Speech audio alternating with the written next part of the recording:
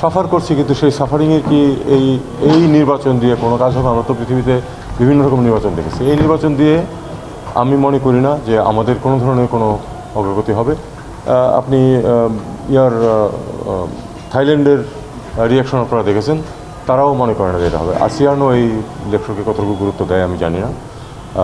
আমার মনে হয় না আমাদের এটাতে পাঠানো, তাদের অভ্যন্তরীণ ব্যাপার, তারা নির্বাচন যেভাবে করুক, কিন্তু আমাদের এখানে অবজারভার পাঠানোর কোনো প্রয়োজন নেই।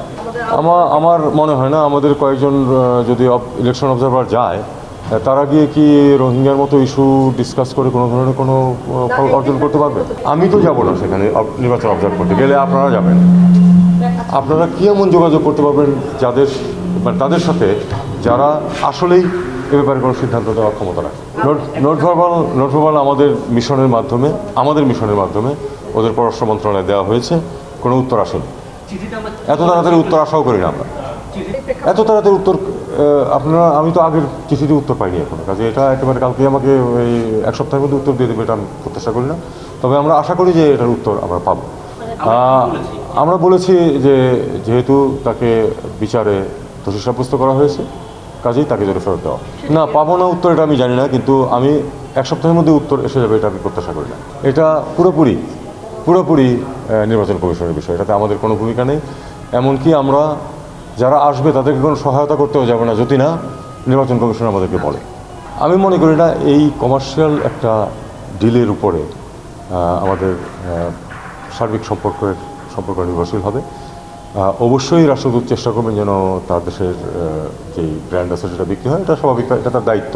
আমি মনে করি যে তিনি তার দায়িত্ব পালন করেছেন, কিন্তু এটা আমি একেবারেই মনে করি না যে একটা কমার্শিয়াল ডিল যেটাতে বাংলাদেশের যেই পরিস্থিতি এবং আমাদের যেই ফ্লিট সাইজ, তাতে করে আমাদের জন্য কোনটা সুবিধা হবে সেটা আমাদের বিশেষজ্ঞরা ঠিক করবে। এটা আমরা মনে হয় না যে আমাদের বিশেষজ্ঞদের মতামতের বাইরে গিয়ে আমরা রাষ্ট্রদূত অথবা অন্যরা কী বলবেন সেটার ভিত্তিতে আমার মনে হয় না এটা কেনাকাটার কাজটা হবে।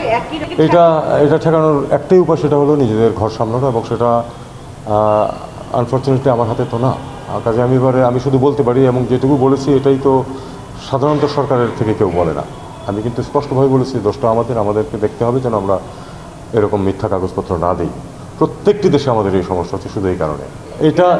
এটা নিয়ে আমাকে জিজ্ঞেস করে লাভ নেই, এটা আপনি ল মিনিস্ট্রিকে জিজ্ঞেস করেন, এটা আপনি কোর্টকে জিজ্ঞেস করেন। মালয়েশিয়ার প্রধানমন্ত্রী প্রেসিডেন্টের সাথে দেখা করেছে, অবশ্যই এটা তো মানে এটা একটা স্টেট ভিজিটের, এটা হলো ফরম্যাটের মধ্যে পড়ে, কাজে এটা করতে হবে। এই বিষয়ে আমি কোনো কথাই বলবো না, কারণ আমার ক্লিয়ার নেই আসলে। নির্বাচন কীরকম হবে না হবে ব্যাপারে আমার মনে হয় প্রফেসর ইউনূস স্পষ্ট ধারণা দিয়েছেন। বাকিটুকু নির্বাচন কমিশনের বিষয়, এ ব্যাপারে আমাকে আসলে জিজ্ঞেস করে লাভ নেই। তবে উনি আসলে নির্বাচন উপলক্ষে তারা পাঠাবেন, অবজারভার পাঠাবেন, এবং বাংলাদেশের নির্বাচন খুবই সুষ্ঠুভাবে অংশগ্রহণমূলকভাবে শেষ হবে, এটাই আমরা বিশ্বাস করি। এবং সেখানে তারা এবং আরও অনেকেই ইউ থেকেও আপনারা জানেন যে আসবে, অবজারভাররা আসবে, দেখবে, এবং আমরা আশা করব যে আমরা এতটুকু ব্যবস্থা করতে পারবো নির্বাচনে যেন তারা সন্তুষ্ট হয়ে যান।